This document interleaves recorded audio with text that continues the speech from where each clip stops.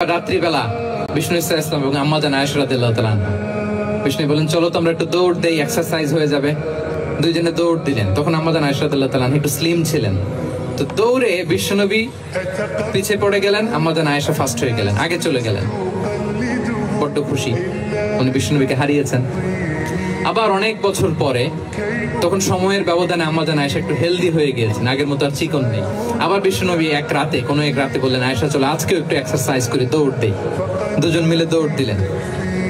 আজকে বিশ্বনবী আর আম্মা জান আয়েশাকে চান্স দেন নাই, তিনি জোরে দৌড়ে আম্মা জান আয়েশাকে রানার আপ করে দিলেন, উনি ফার্স্ট হয়ে গেলেন। এরপর কি বললেন জানেন?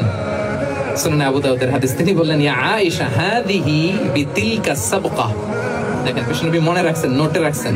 বিষ্ণু বলেন, আয়েশা ওই যে এত বছর আগে কোন এক রাতে মরুভূমিতে দৌড়ে আমাকে হারাইছিলা, আজকে ওইটার বদলা নিয়ে নিলাম।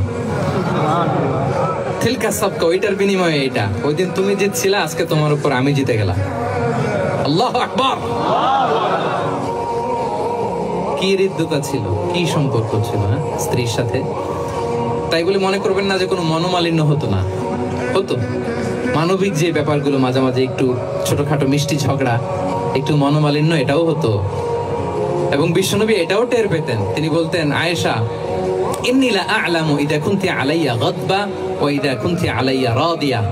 আয়েশা, কখন তুমি আমার উপর রেগে থাকো আর কখন খুশি থাকো, সবটাই কিন্তু আমি টের পাই। আম্মা জান আয়েশা অবাক হলেন, কি করে টের পান?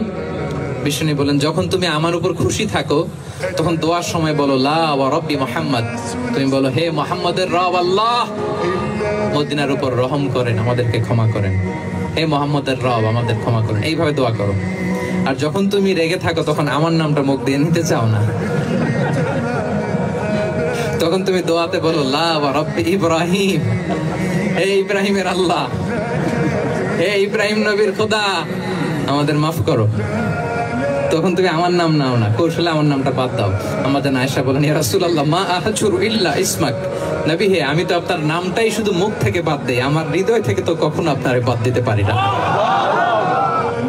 এটা ঠিক, তখন রেগে থাকি, আপনার নামটা মুখে নেই না, কিন্তু হৃদয় থেকে তো আপনাকে সরাতে পারি না। সুবহানাল্লাহ। এবং আম্মা জান আয়েশা রাদিয়াল্লাহু তাআলা আনহাকে এত ভালোবাসতেন, তিনি বলেন, আমি গোশত খেয়ে ওইটার হাড্ডিটা রেখে দিলে বিশ্বনবী আমার খাওয়া হাড্ডিটা নিয়ে আবার চষতে শুরু করতেন। আমি গ্লাসের যেখান দিয়ে পানি খেতাম, পেয়ালার খুঁজে খুঁজে বিশ্বনবী ওই জায়গায় ঠোঁট লাগিয়ে পানি খেতেন। মাইমুনা রাদিয়াল্লাহু তাআলা আনহা বলেন যে আমি আর বিশ্বনবী এক বালতি থেকে মগ দিয়ে পানি নিয়ে দুজনে গোসল করেছি। সুবহানাল্লাহ। একটু আস্তে বলেন। আল্লাহু আকবার। কি চমৎকার আচরণ।